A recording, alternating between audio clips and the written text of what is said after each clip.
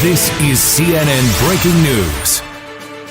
U.S. Navy aircraft carrier faces relentless battle against Houthi attacks. It's not just merchant ships being targeted by the Houthis in the Red Sea. The U.S. carrier strike group trying to protect them has also been under constant threat too. The BBC is the first British media to visit the USS Dwight D. Eisenhower since it began this mission in November. This is deadly stuff, says Captain Dave Rowe, who commands the 4 U.S. Navy destroyers which provide the extra protection for the carrier. It arrived soon after Yemen's Houthis began to target merchant vessels, they say in response to Israel's assault on Gaza. Captain Rowe lists the threats they've been facing over the past 4 months. Anti-ship ballistic missiles, cruise missiles, unmanned aerial vehicles, unmanned surface vessels, and now unmanned underwater vessels, or UUVs, all loaded with explosives. UUVs are the latest threat. Have been very successful. He says the F-18 jets on board the carrier have recently destroyed UUVs before they could be launched. Captain Rowe says the Houthis have posed the greatest challenge to the U.S. Navy in recent history. This is the most since World War II, he says. That was the last time the U.S. operated in an area where they could be fired upon every day. The tempo of operations on the aircraft carrier itself has also been unrelenting, with dozens of sorties being flown round the clock.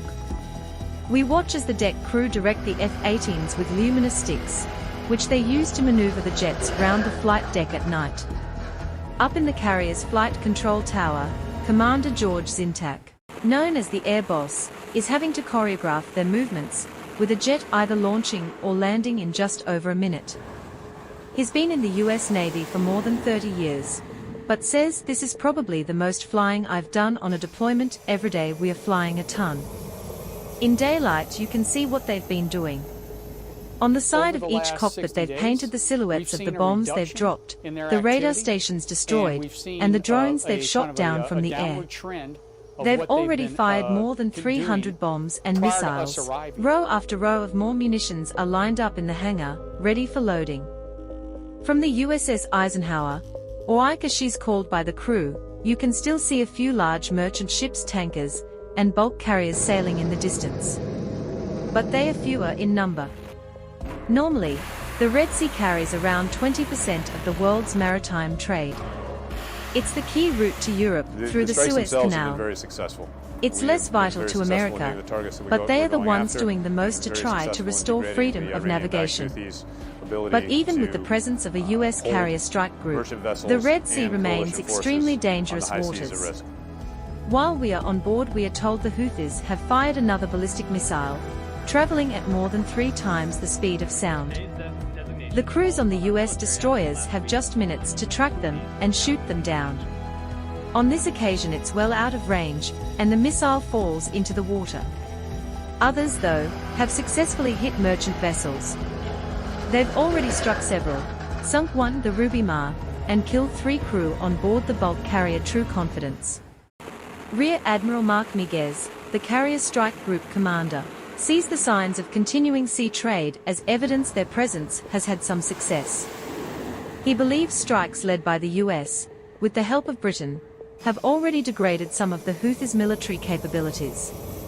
But it certainly hasn't deterred or stopped them. Over the last 60 Rear days, Admiral Miguez believes the Houthis are not acting on their own. Iran is backing the Houthis right now, not only with weapons and technology, but also providing targeting information intelligence and support, he says. I ask, why then is the US not also targeting Iran? That's a policy decision, he says, but the roots of this start with Iran. In reality, US President Joe Biden does not want to spark a wider Middle East conflict, particularly in an election year. Admiral Miguez says they'll stay for as long as we are needed. The strikes themselves have but been there very are limits successful. to sustaining this level of military presence. Unlike the Houthis, they are away from home with few creature comforts. Every meal on board is literally feeding the 5,000. The food bill on the carrier alone is $2 million, £1.6 million a month. Captain Chris Hill, the commanding officer of Ike, says people need breaks. They need to go home. But he says they don't yet have dates for when that'll happen. So one of his tasks is to maintain the crew's morale and resilience. He even has a dog on board to help. Demo, a facility dog who's been trained for life on the carrier, walks the mess decks to help lift the crew's spirits. He's not short of affection, and Captain Hill says Demo has helped reduce some of the stress of being away for months on end.